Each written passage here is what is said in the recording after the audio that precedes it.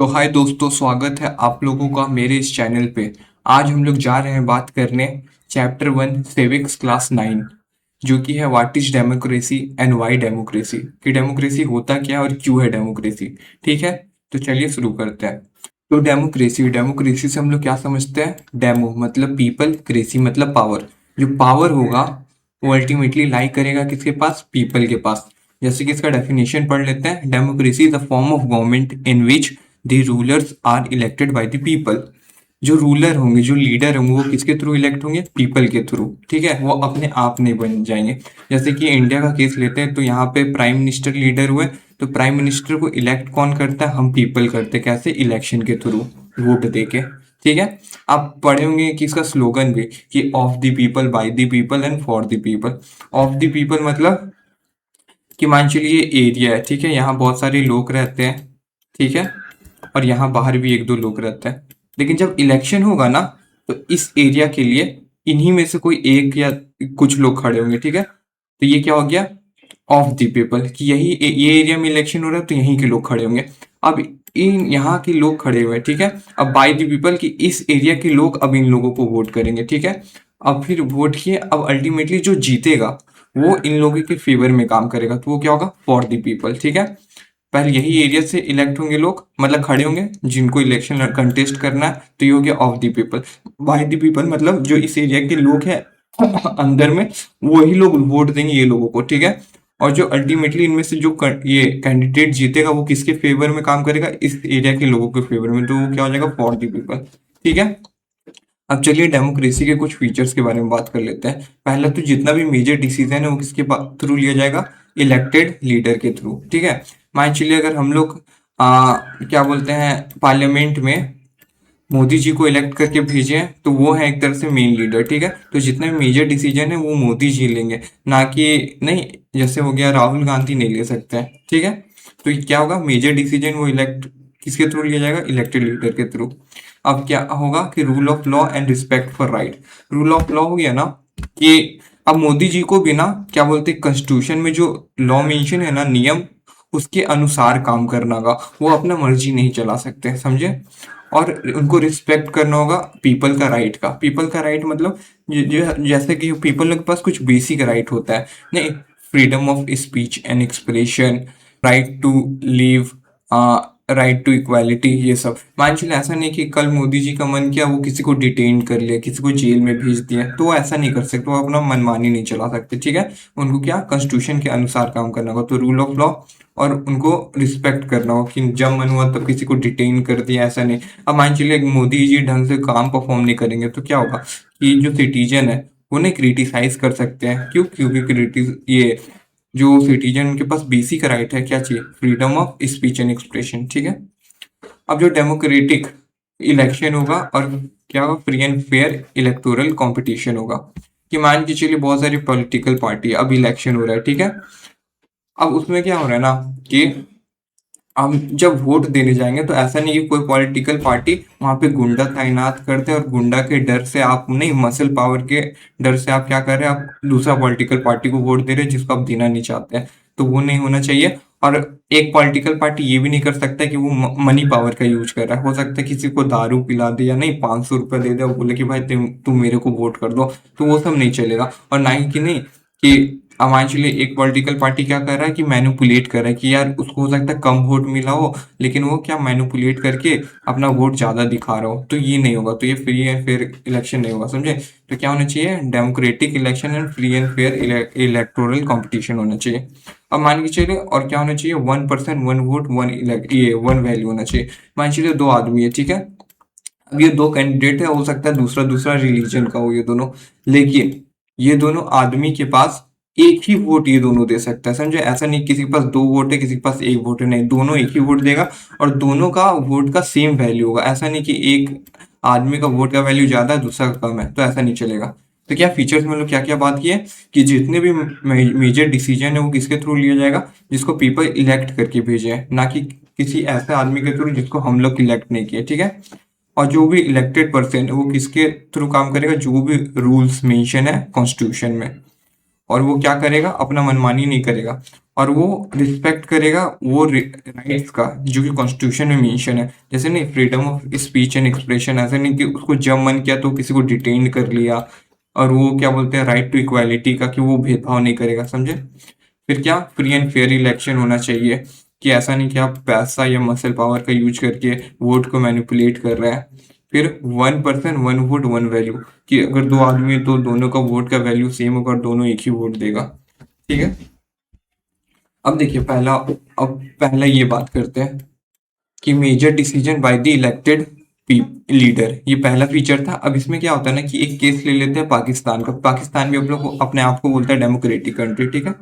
पर ना 1999 में क्या हुआ था कि परवेज मुशर्रफ करके एक इंसान थे, ठीक है। अब वो क्या करते हैं ना कि वहाँ की इलेक्टेड गवर्नमेंट को हटा देते हैं। कैसे? मिलिट्री के थ्रू। वो मिलिट्री कूप कर देते हैं, कि तख्ता पलट, मिलिट्री पावर का यूज करके वहाँ के इलेक्टेड गवर्नमेंट को हटा देते हैं, ठीक है। अब उसको हटाने के बाद, इलेक्टेड गवर्नमेंट को हटाने के बाद, वो तो पहले फिर अपने आप को सबसे पहले खुद को चीफ एग्जीक्यूटिव वहां का घोषित करते हैं, ठीक है।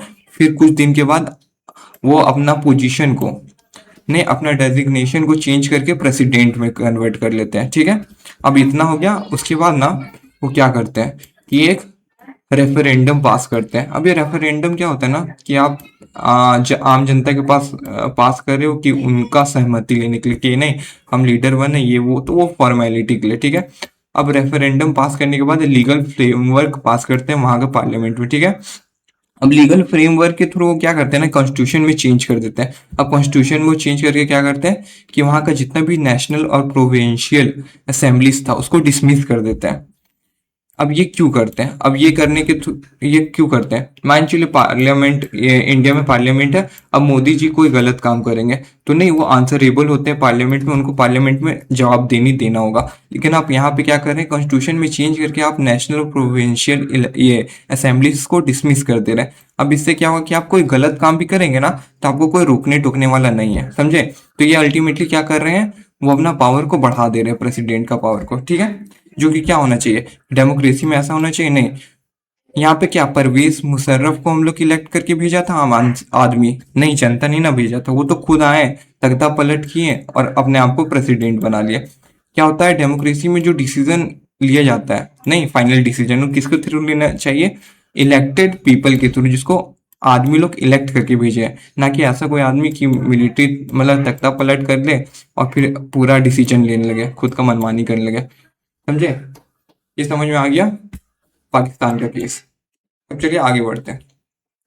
अब क्या क्या होना चाहिए कि फ्री एंड फेयर इलेक्शन होना चाहिए, इलेक्टोरल कंपटीशन होना चाहिए।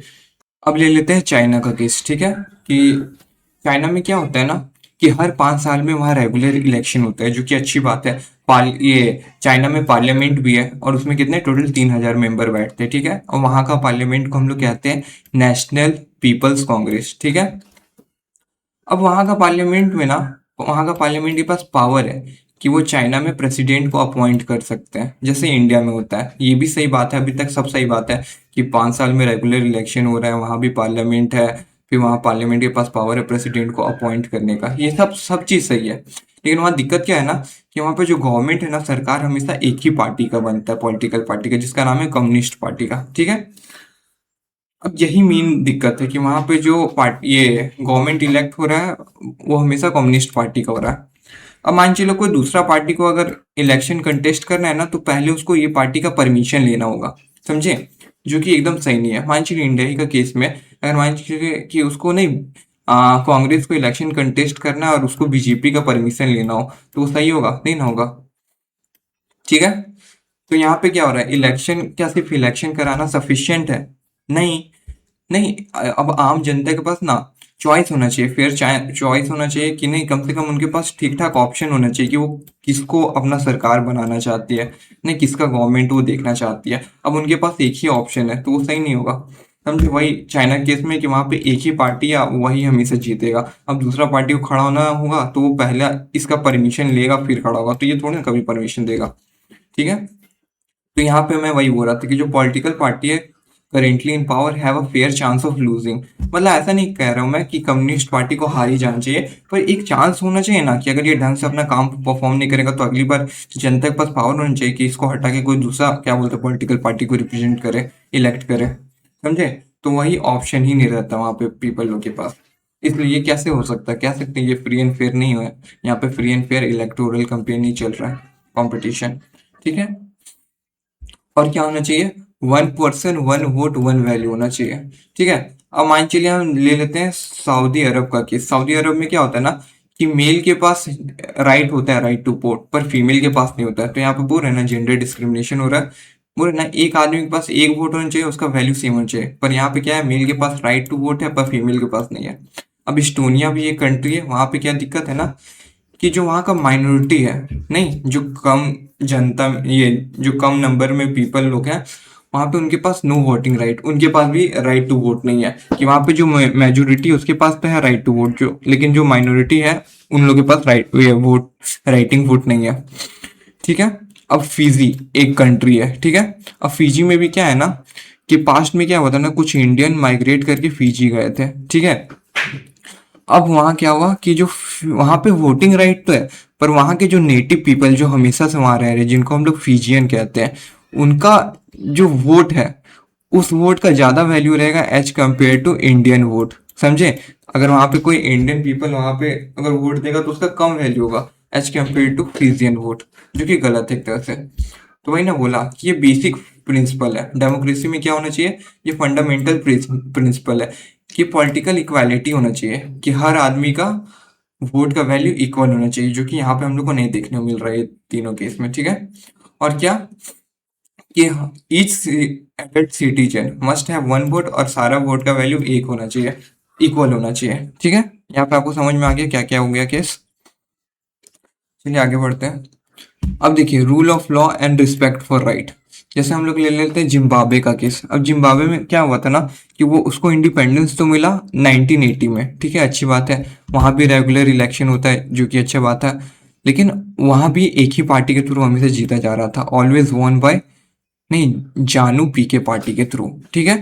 तो अब ये जानू पीके पार्टी क्या करता है ना कि वहां पे कॉन्स्टिट्यूशनल चेंज कर देते हैं। कॉन्स्टिट्यूशन में चेंज करके वो क्या करते हैं कि अपना पावर बढ़ा देते हैं और अकाउंटेबिलिटी कम कर देते हैं।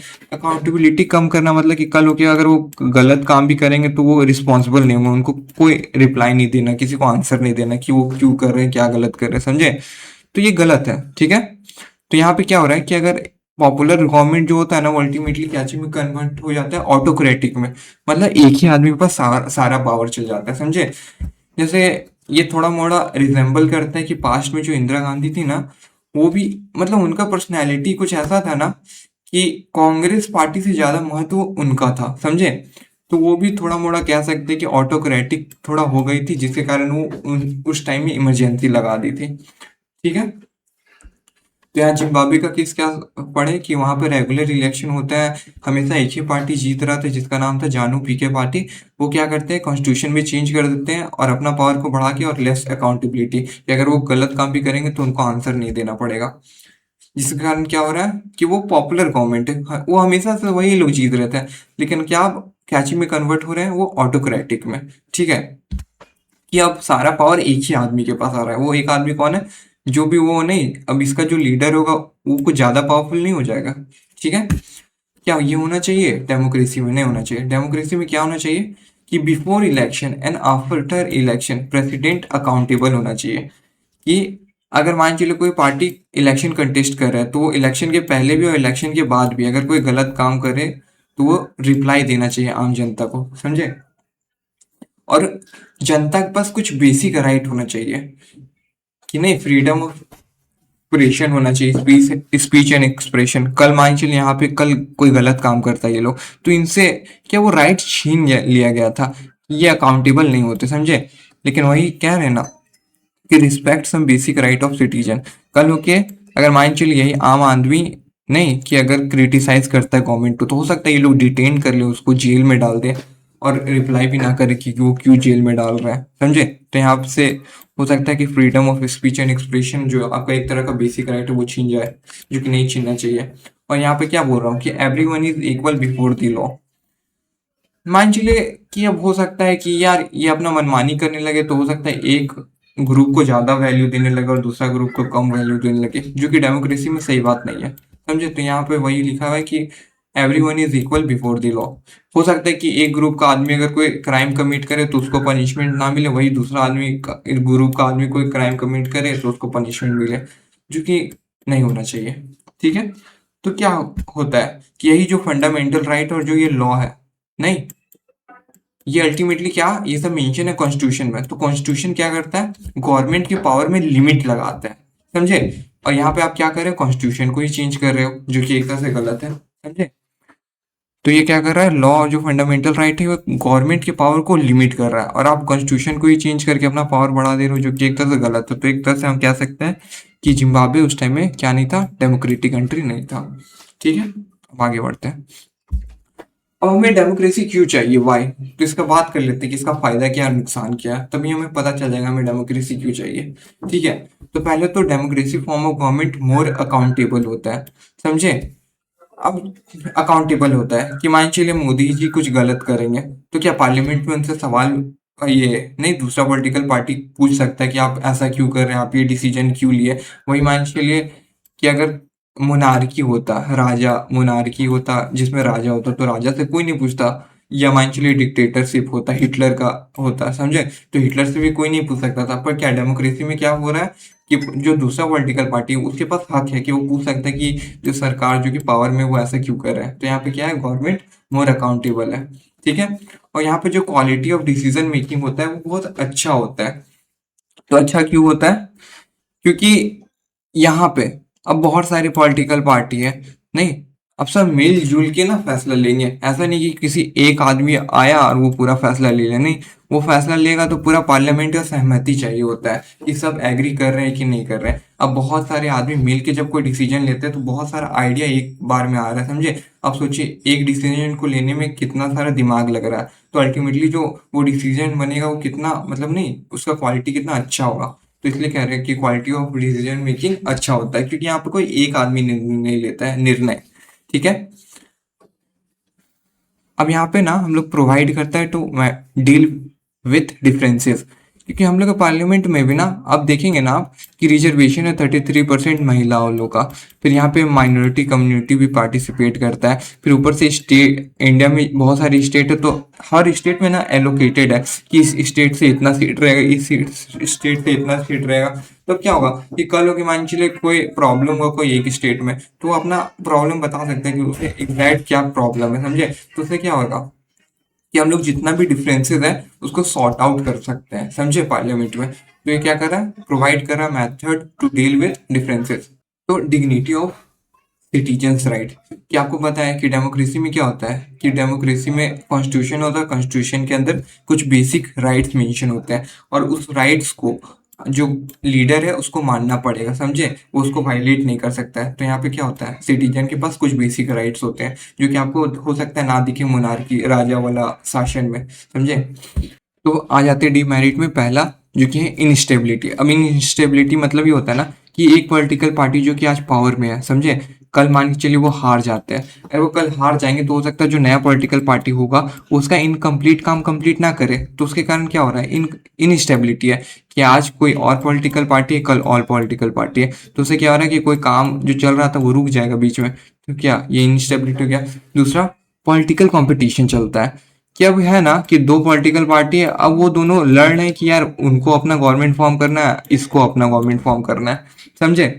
वो लोग जरा से भी इंटरेस्टेड नहीं है कि पीपल का फेवर में काम करने के लिए, वेलफेयर में काम करने के लिए, कि अब भाई किसी का भी गवर्नमेंट बने अल्टीमेटली तो हम लोग को पीपल के भलाई के लिए काम कर रहा है, नहीं, लेकिन उनको क्या करना है कि अपना गवर्नमेंट फॉर्म करना है। समझे? इस चीज का लड़ाई चल रहा है।